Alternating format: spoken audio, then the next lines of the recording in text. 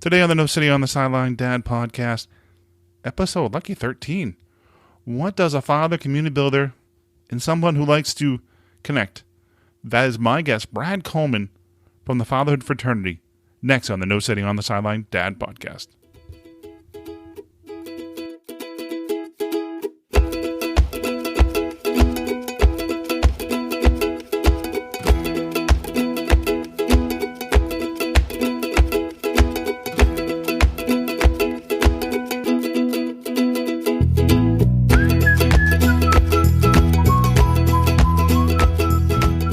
Welcome to another episode of No Sitting on the Sideline Dad podcast.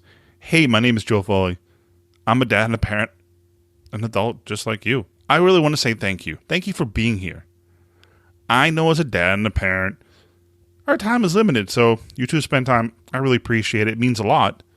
And if it's your first time, welcome. This is a podcast about having a conversation about what it means to be a dad and a parent. There's topics related to being a dad and a parent. You know, sometimes I think dads always seem to be a sidekick parent, but not always the case nowadays because but dads sometimes take on the role, or it's equal. It's equal in the sense that they both have, mother and dad both have responsibilities, and they share. This would be a weekly podcast that has a sense of community. I want to reach out to you. I want to talk to you. Say hello. Free to email me. Reach out. I'm on Twitter. I'm really active on Twitter. There'll be topics, the interviews topics about being a dad and a parent. We're all going through the same issues. I'm the same as you. I have my flaws. I have my days like, whew, what am I going to do? my son push my buttons. I love being a dad and parent. I know this dad stuff and parent stuff's not easy. I am not an expert. I'm just a dad on a journey, trying to take one day at a time in this crazy world. On today's episode, my guest, Brad Colman from the Fatherfraternity.com. He's the founder of that website.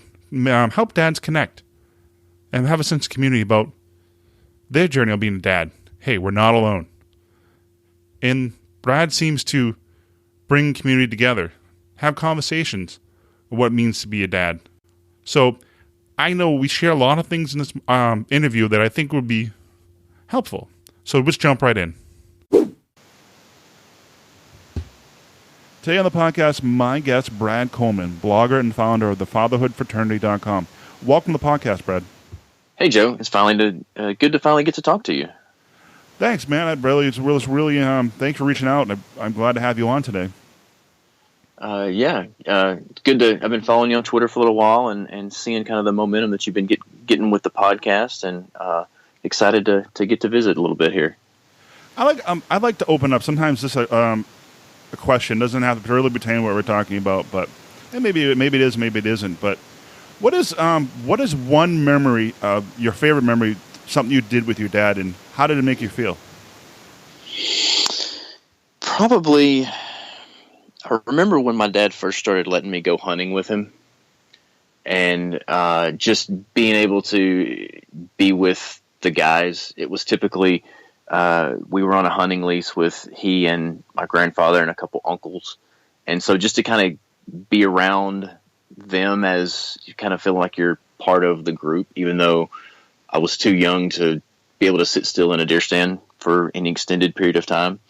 And a lot of that is probably coming back to me because my dad is actually taking my boys hunting now. And so that's probably resurrecting a lot of those memories, but I always thought that was neat and creates a special bond there. So, you do a lot of hunting. What do you usually hunt for down in Texas?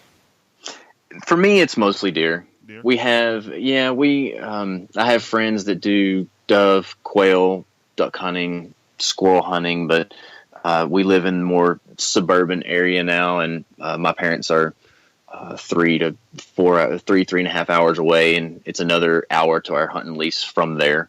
So when we get to make it out, it's just a couple weekends a year. So for me, it's as much about being in the woods and getting back to nature really as it is about the actual hunting aspect of it. Well, one interesting I'd like to talk about is the Fatherhood Fraternity, your .com, your website, the blog you have. How did that come about? What is that all about? And how did that come about? So the Fatherhood Fraternity is, I wanted to, practice my writing, kind of get my thoughts out on paper. I felt like there's a lot of guys in my demographic, the 30 to 40-year-old guys that trying to figure out how to balance their family, career. Maybe they're advancing in their career a little bit, a little more demands from there. At the same time, you probably have small kids, so you're trying to figure out the struggles of how to find quality time with them. And you've also got your marriage relationship that you that you were nurturing before kids that might be a little more strained than it would have been otherwise. So I felt like me trying to figure all that out, there was no reason for me to struggle in silence. I would at least kind of start writing about it and try to build a community of guys to connect with one another on similar concepts like that. I noticed you. It was something that also is this the 4 pillars? Am I correct? The 4 pillars of foundation. Yeah, that kind of started from one of the first personal development books that I read back in college was Stephen Covey's 7 Habits of Highly Effective People. And when I started kind of tracking my time, he talks about the different roles that we play in life. And I found that my time blocks basically fall into 4 categories. You've got faith, family, fitness, and finance. And it's kind of corny that they're all F's, I guess, but that's just kind of the way. I didn't really do it on purpose. It started, I was just kind of making some notes, and I realized that that's kind of how it fell, and it was a way for me to remember them easily before I ever thought about trying to write about it. But what I find is most everything that I do in my life falls into one of those 4 categories. And finance is very broad. That includes my work career as well as our family's personal finance. Dealing with debt, managing our money and that sort of thing. So that's kind of a catch-all category for that. But what I found also is when I keep my priorities in line based on those 4 F's, the faith first, my concentration on God, the family second, and then my fitness and my health third, and then letting the career and everything else come behind, that's where I seem to feel the most balanced in life and where I feel like I have the most contentment.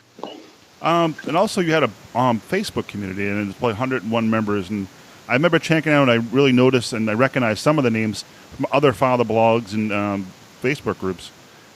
How is that going? It's going pretty well. I try to use it to bounce ideas off the group of stuff and write about, try to create conversations where I can get ideas. That's called the frat house, kind of in the same theme of the fatherhood fraternity. So anybody's welcome to join. Like I said, it's for primarily guys in our demographic, the working guys, maybe small kids, maybe you got older kids, trying to start conversations about the things that dads struggle with.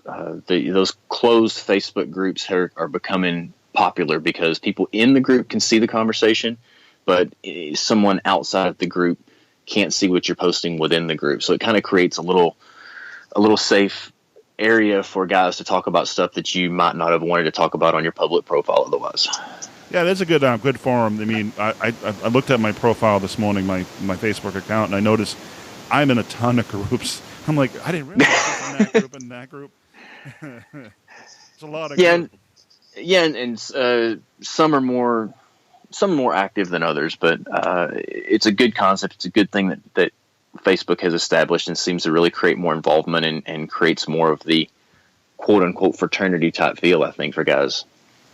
Yeah, I definitely agree. You said, I think you said, how many kids you have anyways? I have 2 boys, 2 boys? 7 and 4-year-old boys. Oh, wow. My son's 3.5, and I know as you have 2 boys, you must become the tackling dummy and daddy. Yeah, absolutely. You can forget about trying to lay down on the floor and watch TV because it instantly turns into a wrestling match. I totally understand. He wants to tackle me every time. Come on, Sean, I gotta get you dressed. No, daddy, tackle. Yep. And what is a typical day for you as a father? What is it like?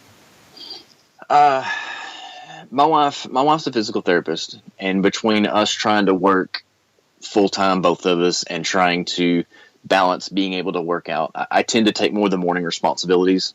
She goes and works out early in the morning so she can get to work a little earlier, and then she takes the afternoon shift with the boys, and I stay a little later. So we get up about 4 o'clock in the morning, and she goes and works out. That's kind of my quiet time. About 5:30, I have to start getting the boys up and get them ready for school. And since one of them's in school and one of them's still in preschool, I have 2 different drop-offs on my way to work. So, but I enjoy that morning time with them because I don't get quite as much evening time because I have to work a little later. But so I have a little bit of quiet time in the morning, but really that morning time is some of my best quality time with them too. What made you decide? I mean, 4 o'clock. That's for most people. That's pretty early. It kind of grew out of a matter of necessity. It was just, we knew that if we were going to be able to work out, or if I was going to be able to get some quiet time, or if I was going to be able to do anything I had to be able to get up before the boys woke up. Our boys have always been early risers. Our oldest, I don't know that even when he was real young, he never slept past 6:30 in the morning. So, and you tend to involuntarily teach those habits to them, over time they get trained of when they wake up and stuff. So, so it just became out of necessity. And then it became, exercise has always been a priority for my wife. And so if she's going to be up and we're going to be up anyway, might as well get up a little bit earlier so that we can get a workout in. So that's when she started actually going to start working out early in the mornings, and it's just kind of stuck. Yeah, I could totally understand being an early riser because I have a long commute to work. So, I get my son up and I drop him off at daycare. So I understand. I always seem to beat my alarm clock. I don't know why. It's like a game. Yeah, and the bad thing about that is, which you probably have difficulty sleeping in on the weekends now too, right? Oh, you tend to start tossing and turning about the same time your normal alarm clock would go off. Absolutely. I'm awake at 4:30. I'm not going, I got 15 more minutes. It's Saturday. What are you doing? Yeah, exactly. I guess we can, things we want to talk about, the topics we want to talk about today, and you mentioned a few of them in your email to me. And one of them is how does figure out what you want in life? What does that mean to you? How did you figure what you want in life? to say having figured, I think as past tense is not quite accurate. It's more of an ongoing journey. So it did kind of develop organically out of those 4 F's that we talked about earlier. And that really kind of gave me, I found that, like I said earlier, I found that I feel in the most balance when I'm kind of living true to that. And so, right now, my highest priority is my boys, aside from my relationship with God and still maintaining that relationship with my wife, because those are going to be ongoing forever. But my boys are in a very critical stage of their development right now. And so that's really a high priority on my list. And so everything that I do right now kind of centers around that. And what you and I had discussed in the email was I did an exercise probably about a year ago now where you sat down and you wrote down your principles, the things that you decide that you will stand for. And when I started writing those things out, I realized that who I want to become, if I'm trying to figure out who do I want to become or where do I want to go in life, really what it is I'm explaining the qualities that I want to see developed in my boys. And so instead of saying what goals do I have for my life, really it was what qualities do I want to see portrayed in them? Because whatever qualities I portray are then going to be copied and mimicked by them, whether they're good or bad, right? Yeah, exactly. I mean, if you're stuck in life and just going about the business, not advancing or moving forward with some kind of goal or some kind of thing that would make you happy, and you see that your boys see you doing really well, and it set an example. And if you're not, then it's not a really good example. Yeah, absolutely. And it started with somebody said, "What is your goal? What do you want to do?" And somebody might say, "Well, I want to make $1 million. I want to be a millionaire. I want to do this, that sort of thing." I'm like, that doesn't really appeal to me. I mean, I think it was Tim Ferriss when he started the 4-Hour Work Week said, "You don't really want $1 million. What What you want is the luxuries and freedoms that $1 million would provide to you. And so that kind of got me to thinking, yeah, it's not about the money, it's about the time freedom that it would allow you. And so that principles exercise kind of got me to thinking more in terms of, on a daily basis, what do you want to live your life about that will then eventually get you to those goals in the long run? Like, I want to teach my boys to appreciate experiences over things.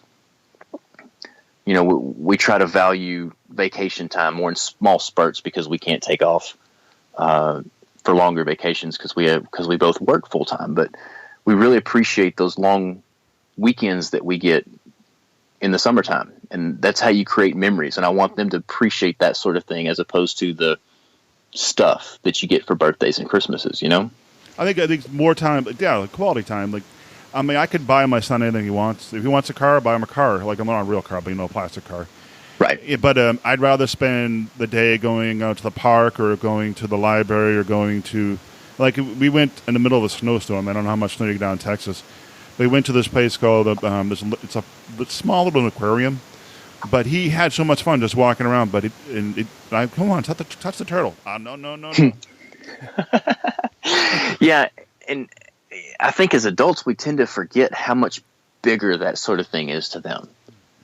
I was at my high school last week for a basketball game, and I kind of walked up and was looking around the campus like, I remember this being so much bigger than this. You know, everything is just, when you come back to it, it's always smaller than the way you remember it. And I think that's just the imagination of kids. And so I can only hope that the experiences that they get are also the same way, that they're magnified 10 times to them what they are to us. Exactly. I mean, I think time's more important because they always talk about the currency, time or money. And you could make more money, but you're sacrificing time.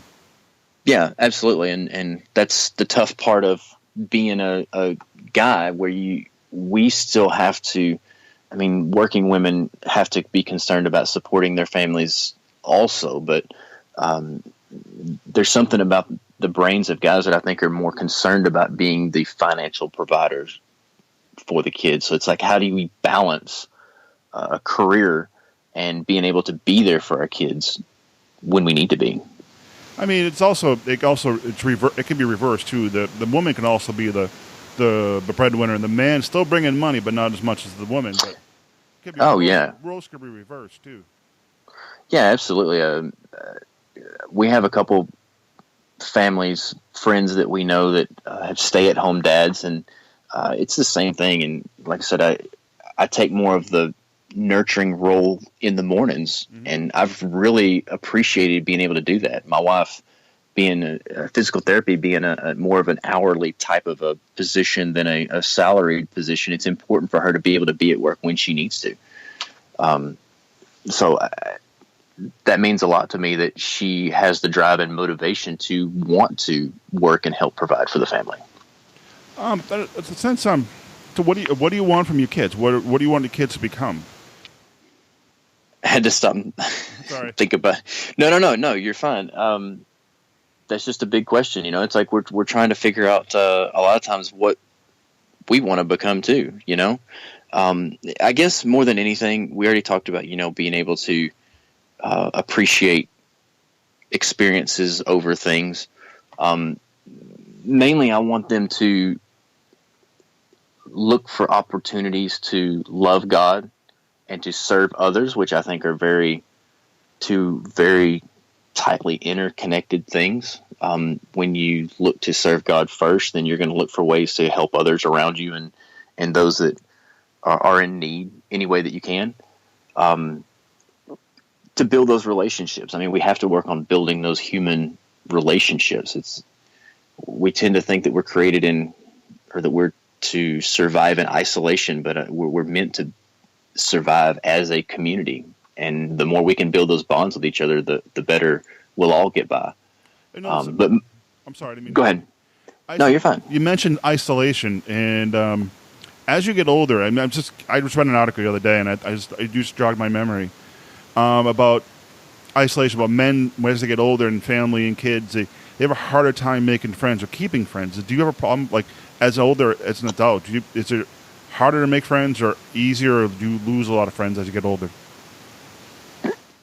I find that's one of my greatest, I think, missions right now, is trying to find ways to help guys get those connections back. And it's definitely more difficult, just because you think about when we do have time to maybe get the guys together. For one thing, we'll defer to the ladies a lot of times because the moms need to have their times too. Mm-hmm. You know, my wife went out with some friends of hers from church for dinner last night. And I mean, I certainly don't mind it, but I was able to work on Pinewood Derby cars with my boys. That's something that we needed to get done. So it is more difficult, and I don't know how we crack that code. I've thought about, with Facebook groups, is that going to be the answer for communication? Is it more Skype type calls, more accountability stuff? I was joking with a buddy sitting in traffic. I called him up and I told him I'm going to start this movement called Brake Lot Confessionals, where anytime you're sitting in traffic, you're like, oh, hey, I haven't talked to Eric in a while. I need to call Eric. Or, hey, I hadn't heard from Joe in a while. I need to call Joe, just to check in on people, We're going to start an underground movement of that. I just started laughing at that. I always thought I'd come with my buddy, and I really don't. He's not a person to talk on the phone very much. It'd be like 1 to 2 words, and I'll talk to you. Exactly, because normally we're busy. I mean, some people just don't like to talk on the phone, but I'm a lot more adept to talking on the phone when I'm sitting in traffic and don't have anywhere else I can go. I pretty much live with my Apple earphones in my head, so I'm probably going to be listening to music or a podcast anyway. I might as well pause those for a second just to be able to call a buddy just to check in and see how things are going. Well, that's one thing I find about, especially this podcast, and me reaching out to other men and women too. I'm making new connections, and that's kind of one of the reasons why I do this, is to make new connections and meet new people, because it's actually fun. I mean, I meet people all around the country, and they joke about my accent, so it's fun. Yeah. Well, it's like I even mentioned to you in the email, me being in Texas, I don't get to meet and talk to a lot of Boston guys, and I was listening to your episode with Daryl Silva, and you guys were joking about that, the Boston dad and dropping your R's and that sort of thing. And I thought it was really hilarious how you said when you went on your first date with your wife, you knew that she was comfortable with you whenever she kind of dropped her proper English and went back to speaking in that Boston accent where she drops her R's. It's like she had let down her guard. I just thought that was a very endearing story. It is. It's so true, though. It was one of those situations. She works for autism school. She's a curriculum coordinator, and she has to give a lot of speeches, and then they got to use the proper English, and they got to use all the big words. I mean, and joke around all the big Jeopardy words. So she knows how to talk in front of people. And when I knew when she stepped down, I'm like, I got her. That's great. It was a fun experience. Thank you. I really appreciate you talking about that. Thank you. Well, I want to say we're just wrapping up, I guess. What is your final, what is your advice, or anything you could say to other dads that might help them? Best advice to other dads: you're not alone in your journey. We just have to figure out how to all connect together a little bit better. One of the biggest things is don't take your marriage relationship for granted. You were married and probably had a great relationship with your wife before you had kids. And if you're a new dad, it will get better. Don't get discouraged. It's not to say it'll be easier. You'll find different challenges, but always be looking to nurture that marriage relationship, even while you're trying to juggle how to raise good kids. Well, thank you, Brad, for being on the podcast. Where can I reach out to you if anybody wants to talk to you or email you? You can find me. I'm on Twitter at BradCTX. My website is thefatherhoodfraternity.com. And if you sign up for the newsletter, I have a free download of the some of the most popular websites and Facebook pages that I have been following for guys. Just some resources there to be able to get some good advice. And then also come find me in the Facebook group called The Frat House. And just send me a friend request. Well, thank you, Brad. Thanks for being on the podcast. I really appreciate it. Thank you, Joe. I really appreciate it. Look forward to getting to talk to you some more. All right. Thank you, sir. All right. Thanks. Bye. Well, that's all for this episode. I want to thank you for joining me on the No Sitting on the Sideline Dad podcast. You can find all the show notes over at nosittingonthesideline.com. Please comment the show on the podcast. All comments help improve the podcast. I really want to thank Brad Colman for being a guest on the podcast today. You can find all about Brad Colman over at thefatherhoodfraternity.com. Also, if you want to reach out and say hello or just have questions or feedback, there's right in the right-hand corner, there's a speed pipe. You can leave a voicemail, or I can be reached at joe@nosittingonthesideline.com. And I'm also very active on Twitter at NSOS Dad Podcast. Well, thank you for your time. Until next time, have fun, get involved with your children. Just give them a hug. Say you love them. Well, God bless. Take care. See ya.